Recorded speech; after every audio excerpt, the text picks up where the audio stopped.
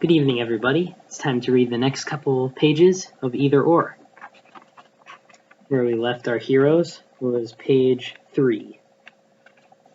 The SWAT team moved first. The bomb squad hung back in case they were needed, and the CSIs surrounded the area. "I'm not seeing any activity inside," Greg said over his radio. "Mr. Banning, you're going to have to be patient," Kiri said, as nicely as she could manage, as she pointed her Y-40 past the geraniums and directly at the door of the home. She was using the car as cover. "Yes, ma'am," Greg answered, and was quiet.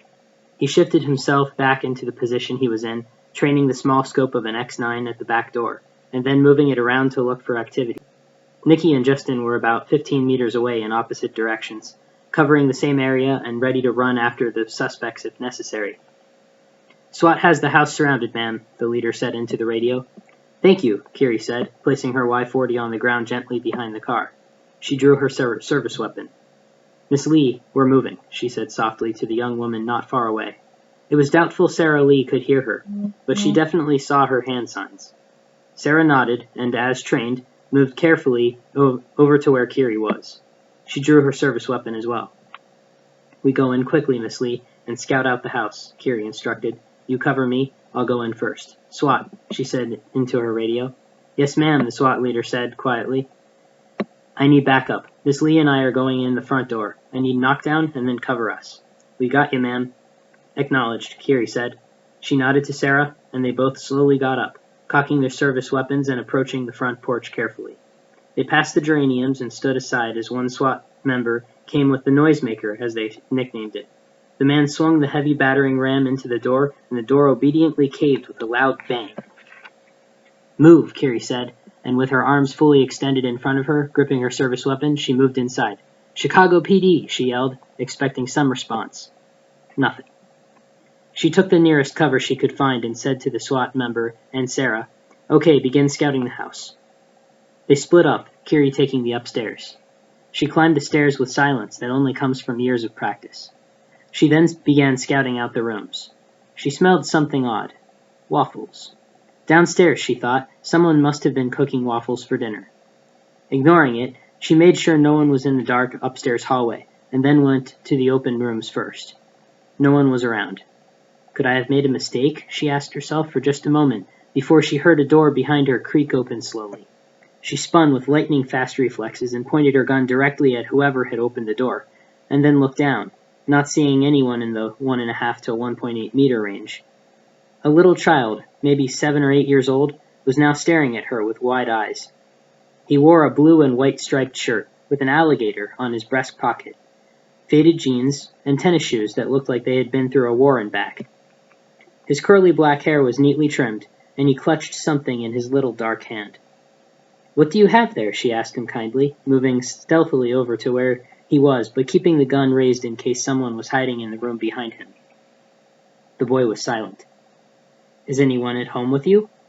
He still didn't speak. "It's okay to talk to me," she said kindly, smiling at him as a mother would to a child, as she put down the weapon, realizing no one was in the room but the two of them. "I'm a police officer, see?" She showed him the badge on her belt. "My name is Kiri. What's yours?" He backed away, as if desperately afraid of her. He went straight to the window and placed his shaky hand on the sill. Her face changed from a kind expression to a concerned one, but she didn't have time to deal with this right now. "Stay here, honey. Don't leave your room," she said kindly to him, and then raised her service weapon to scout out the rest of the upstairs. But she doubted anyone else was there. Once she had begun talking to the boy, most criminals would have tried to make a run for it. She opened each of the 3 remaining rooms successively before sighing and yelling, "Upstairs clear!" She heard clear from Sarah downstairs, but didn't hear anything from the SWAT member. She shouted down to Sarah, "Sarah, come up here." As soon as Sarah was there, Kiri said to her, "Watch the child in there." She pointed to the little boy's room. Sarah nodded, and Kiri ran downstairs, looking for the SWAT member, wherever he was. She skipped the left side of the house, knowing that Sarah had covered that. She moved into what looked like a very run-down entertainment room, with an old CRT television and a stereo system that had to be from the 1990s. She knew that room was clear after a few moments, but then noticed the door, with the light under it. She opened it carefully, and began silently walking down the stairs. Once down, she spotted the SWAT member. He was holding his gun in a sort of face-off with a tall man, probably about 1.8 meters, armed with a 20-gauge shotgun. The man didn't acknowledge her, so she quickly took cover behind some piled boxes and was able to move around to a position where she could aim at the back of his head. "Who's there?" he asked frantically. Yes, this was him all right, Curie thought. She could smell the geraniums down there, and see the bomb. The question was it counting down? "Derek Warren, I need you to drop the shotgun," she said slowly. He spun around, trying to place her with the location, but turned back to the SWAT member when he wasn't able to find her immediately. "I've got a bomb," he said nervously. "I know you do, Derek, but using it is not going to solve your problem. I understand your position, and if you blow up your house, you'll lose your son." "I'm protecting him." "We can offer you both police protection. We got here first, Derek. If you let us disarm the bomb, we can offer you both police protection." The man didn't know what to do, obviously. "Teresa would have wanted you to protect her son, and she would have wanted you to keep him alive. You can do both if you cooperate." The man closed his eyes, his face betraying the pain he was feeling. "Do what Teresa would have wanted, Derek. Put the gun down slowly. We promise we won't harm you if you do." He nodded, slowly at first and then quickly. "Okay," he said, slowly putting the gun down. Curie stood up from her squatting position and said, "All right, now put your hands up and slowly stand straight up. Hands where we can see them. There you go."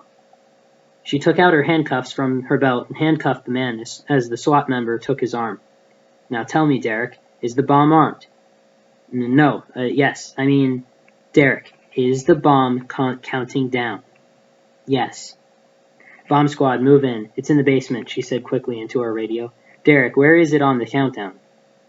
1 minute, 30 seconds, Derek said, looking over to the lights and read a code that only he could understand. A few seconds later, the bomb squad came downstairs with a container to place the bomb in, if necessary, and all tools they might need. They quickly spotted the bomb and rushed over to it, beginning their work. Curie, following protocol despite her confidence in the bomb squad, said, "All right, everyone but the bomb squad upstairs. SWAT," she said into her radio, "retreat from the house. Miss Lee, grab the boy and get out. All CSIs regroup at the front." And we'll read more tomorrow.